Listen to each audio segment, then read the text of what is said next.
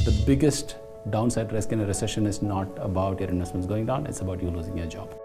So invest in yourself, invest in your skills, and always stay relevant. And that's the safest sort of investment to make in any kind of economy. Next, pay off high-interest loans and credit facilities. Interest rates for credit cards, for example, can range between 20% and 26% per annum. Additionally, late payments will result in high interest charges. Compounded daily, these charges can easily snowball. You want to take stock of what sort of loans, what sort of debt do you have outstanding. It's always wise to pay off the higher interest rate debts first, and then after that you pay off the lower interest rates. You know, at the end of the day, all these interest rates will actually start eating into your cash pile, and that's the last thing you want. During uncertain times, access to liquidity is especially important. So this is a good time to take stock of your savings and expenses. You want to be able to plan your spending. I think it's always wise to, if let's say for me personally, right, on average, how much do I spend on food, on transport? What are the regular bills that I need to pay when it comes to housing, electricity, water bills? So these are the kind of things that you can actually set aside and you can actually plan for.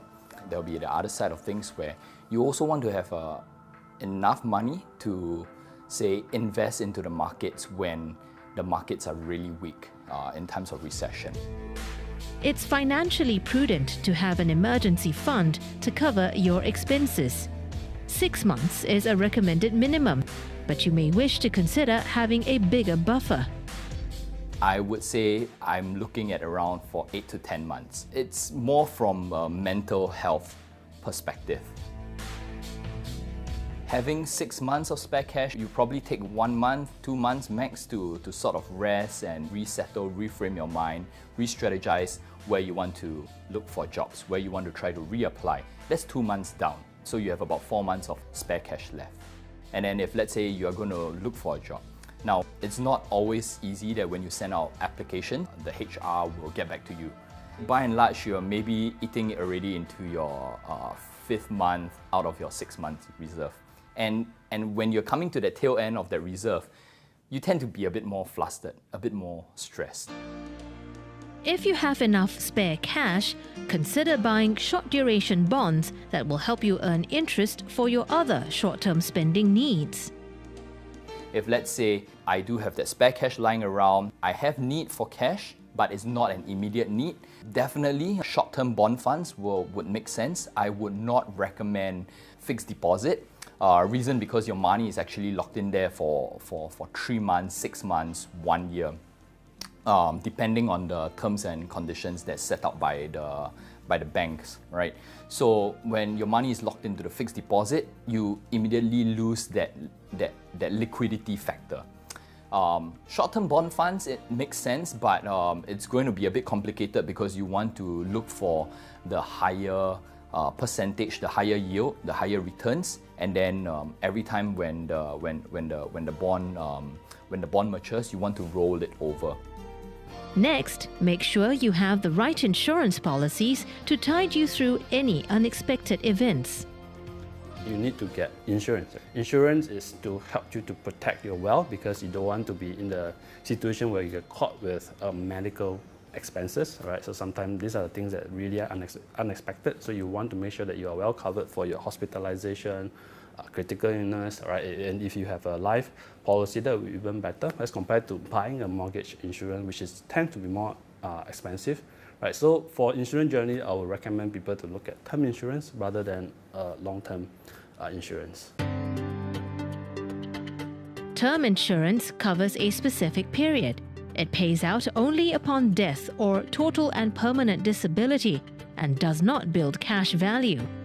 It's generally more affordable than whole life insurance, which offers lifetime coverage and builds cash value.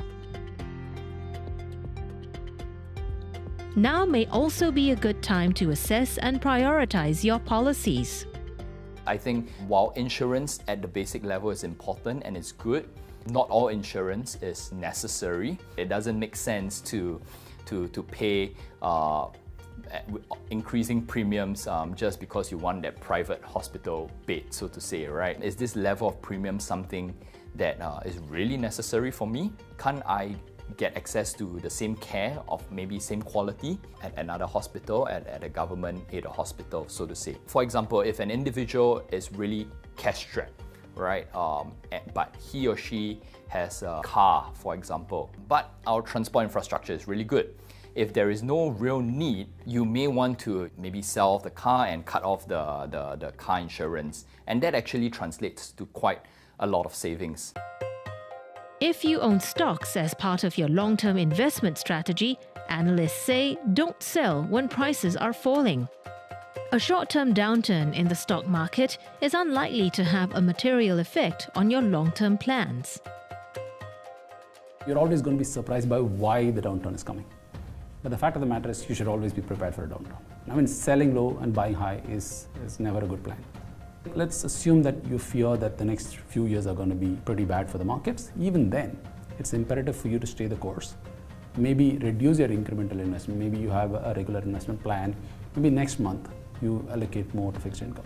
You allocate more to money market funds if you need, or allocate more to gold. But do not change your investment plan dramatically on the back of one-off incident, no matter how massive the one-off incident is. During the 2020 pandemic crash, it took the S&P 500 just 4 months to return to record highs. While it's impossible to predict where markets will be headed in 2025, experts advise investing in companies with good fundamentals. So a lot of time, if you invest in good business, you hold it and then last through the cycles. Usually these businesses will grow their earnings over time, especially if they have pricing power, they have good economic moats, right? They should continue to grow over time, right? And even after the crisis, they would come out stronger, right? I think we've seen that during COVID, when a lot of businesses, like some of the good quality businesses, if you own them, they actually come out stronger and the share price recovered, right? So Singapore Bank is some of those examples where I think you see the share price today have gone up so much. Consider defense and utilities names that fare reasonably during a recession. It's going to be very difficult to find bright spots in a recession, but to the extent that you have to find, fixed income, defense and utilities. I mean, you got to avoid the growth names, which is basically consumer discretionary stocks and your big AI and tech companies, because their valuation is already inflated. Plus, there's going to be a growth slowdown, and that's a double whammy. You get squeezed on both sides. Healthcare, infrastructure, and transportation are some sectors that may do well in good times and bad. I will try to keep at least 20 to 30% of my portfolio in cash, which I can take advantage whenever any of the companies that I have in my portfolio comes down in terms of valuation. I might add on onto those positions because those are generally a good time to buy more good quality businesses, right? So, and we also like to look at the businesses that are going to do well in good time and bad time, even if there's a recession. Okay, so companies like your healthcare related stocks, infrastructures, transportation business, generally these are the businesses that should continue to do well in good time or bad time.